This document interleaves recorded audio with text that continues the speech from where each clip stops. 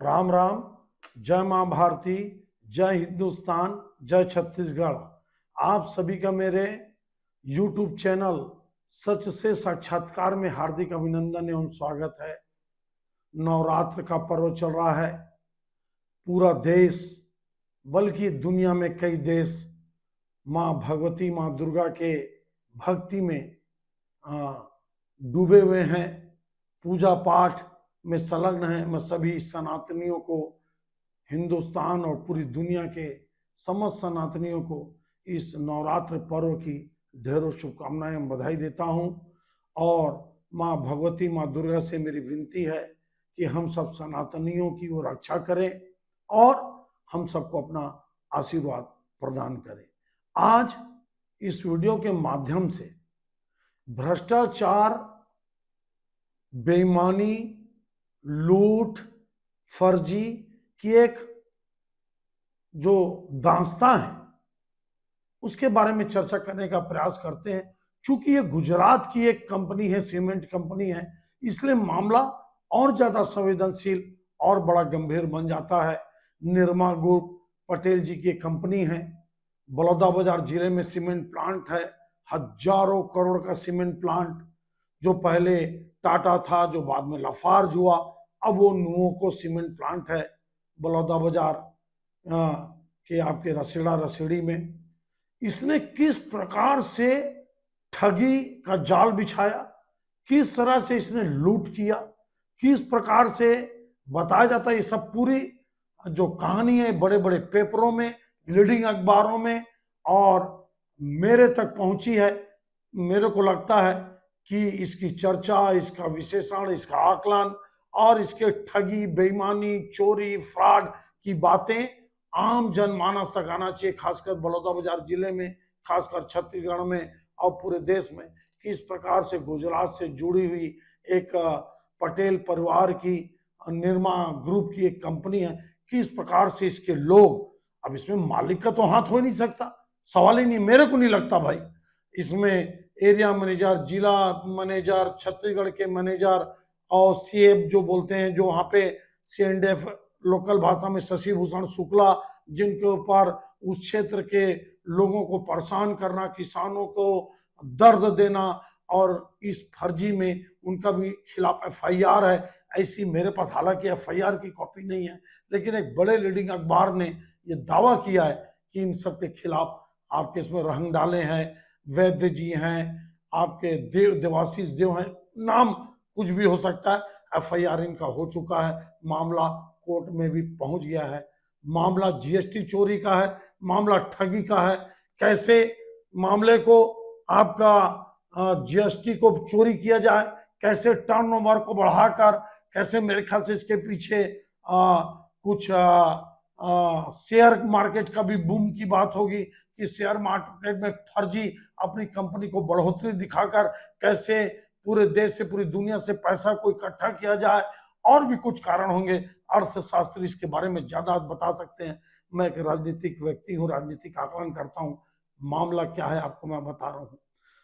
मामला पकड़ में आता है जय ट्रेडर्स बालोद, इसकी संचालिका है मोनिका जैन के माध्यम से फर्जी डीलरशिप बनाया गया बताते हैं। और 25 सालों से ये खेल चल रहा है, फर्जी कंपनी बनाकर, फर्जी डीलर बनाकर, फर्जी डिस्पैच दिखाकर और उसी मतलब पैसे को दबा दिया जाना, पूरा माल ना, पूरा सीमेंट ना सप्लाई करना और उसी सीमेंट को फिर मार्केट में ब्लैक में बेचना। ये खेल ये गुजरात की नोको प्लांट के द्वारा किया गया। देखिए, और चर्चा का विषय नहीं है, मामले को पैसे में कितना दम होता है देखो, पैसे से कैसे दबाया गया है पूरे क्षेत्र में। इसको लोगों को पता नहीं है इस नोको प्लांट के फर्जीवाड़ा के बारे में। 28% जीएसटी बचाने का मामला है, फर्जी रूप से कंपनी को आगे बढ़ाने दिखाने का मामला है, बहुत सारे मामले। क्या हुआ है, 25-25, 30-30 मीट्रिक टन सीमेंट की सप्लाई ऑटो में, मोपेड में, ऑटो रिक्शा में सप्लाई बताया गया। बताइए आप, गाड़ी नंबर आपको मैं बताता हूं, 20 टन मीट्रिक टन CG22H9871, ये दो पहिया गाड़ी है। CG074719, 24 मीट्रिक टन ये ऑटो में सप्लाई हुआ। बताइए आप, मतलब 24 मीट्रिक टन सीमेंट आपका वैगन में CG046411, ये वैगन गाड़ी का नंबर जैसा बताया जाता है, 30 मीट्रिक टन। बताइए आप, लगभग मतलब ये 30 मीट्रिक टन, ये जितने आपके 1,80,000 करीब करीब होता है इसकी कीमत। ऐसे ना जाने 25 सालों से ऐसा बताया जा रहा है, 25 सालों से लूट का खेल खेला जा रहा है। ना जीएसटी ने FIR किया है, पता नहीं किया होगा तो। इनकम टैक्स कहाँ है, ईडी कहाँ है? इन चोरों को, इन डकैतों को, ये जो सीमेंट प्लांट है जो बलौदा बाजार क्षेत्र में ना स्थानीय रोजगारों को नौकरी देते, मजदूरों का शोषण करते हैं, और इसमें जो सेडफ है शशि भूषण शुक्ला, इसमें मेन माने जाते हैं, क्योंकि उन्हीं के द्वारा ये सब माना जाता है और बताया जाता है कि उनके खिलाफ भी एक बड़ा FIR हुआ है। मामला कहां तक पहुंचा मैं तहकीकात कर रहा हूं, लेकिन जैसे ही मामला मेरे पास आया, मेरे को लगा कि आप सबके सामने रखना चाहिए और आप सबसे भी पूछना चाहिए कि इस मामले में कितनी डकैती, ठगी और चोरी की गई। मैं बता रहा था आपको, मोनिका जैन जय ट्रेडर्स बालोद वाले के, इनका नाम दिया गया। इन्होंने जब छानबीन की तब FIR हुआ कि इनको एडवांस इनसे ले लिया गया, आपका 20-20, 25-25 लाख रुपए इनसे। मैं बता रहा हूं आपको, 2020 और 21 और 22 में लगभग 2 लाख बोरी सीमेंट का एडवांस में इनसे 20 लाख रुपए लिया गया और इनको सीमेंट नहीं दिया गया, और वहां पे फर्जी डिस्प्ले ऑटो में, मोटरसाइकिल में दिखा दिया गया और इनको सीमेंट नहीं दिया गया। यहां से खेल चालू होता है और बताया जाता है कि, फिर से मैं बता रहा हूं, 25 सालों से ये खेल बोगस बिलिंग का, सेंट्रल जीएसटी की चोरी का, सेंट्रल जीएसटी इसकी जांच कर रही है। पिछले 25 वर्षों से खेल हो रहा है। डीलरों से एडवांस लेने के बाद भी सप्लाई नहीं की जा रही है, फर्जी डीलर बनाए जा रहे हैं, मतलब फर्जी बिलिंग, फर्जी पेमेंट, फर्जी डिस्पैच, और उस सीमेंट को ब्लैक में बेचना। मैं विष्णुदेव सरकार से, जीएसटी विभाग से, इनकम टैक्स विभाग से, इस मेरे व्यूअर्स में अगर ये सब जुड़े होंगे, आप सबसे मैं निवेदन करता हूं, अगर आपका संपर्क होगा तो जिस प्रकार से बलौदाबाजार जिले के सीमेंट प्लांट स्थानीय बेरोजगारों को, पढ़े लिखे लोगों को रोजगार नहीं देते, हमारे क्षेत्र के लोगों का शोषण करते हैं, लूट करते हैं, और कुछ बड़े नेताओं को पैसा और ठेका देके पूरे क्षेत्र का शोषण, अत्याचार किया जा रहा है। इसके खिलाफ आप सब लड़िए। और नुओको सीमेंट प्लांट की कहानी आपको बता दूं, इसके खिलाफ हमने 6 महीना धरना में बैठा। एक पेड़ के नीचे 98-99 में गरीब आदिवासियों की जमीन को लूटा गया। 20-22 किलोमीटर के एरिया में रेलवे लाइन बिछाने के लिए गरीबों को लूट दिया गया। हमने 6 महीना आंदोलन किया अपने किसान कल्याण महासंघ के माध्यम से, और लगभग 125 लोगों को धमका चमका के, दबाव डाल के, जनता के आशीर्वाद से 22 गांव जो आदिवासी बहुल गांव है, ले दे के 125 लोगों को ठेके में हमने रोजगार दिलाने का प्रयास किया। लेकिन जो शशि भूषण शुक्ला बताया जाता है रेलवे लाइन का ठेकेदार है, उसने गांव वालों की पानी को रोक दिया। इधर का पानी उधर नहीं जाता, लोगों के जाने के साधन नहीं है, इस पार से उस पार। लगभग 20-20, 25-25 फीट ऊपर, 30 फीट ऊपर रेलवे लाइन बिछा दिया गया। परेशानी ये होती है कि छत्तीसगढ़ की जनता जागरूक नहीं है। हम लोग जागरूक करने का प्रयास करते हैं। हमने 6 महीना धरना दिया, लड़ाई झगड़ा हुआ, तब जाके कुछ न्याय मिला और 125 परिवार का रोजगार चल रहा है।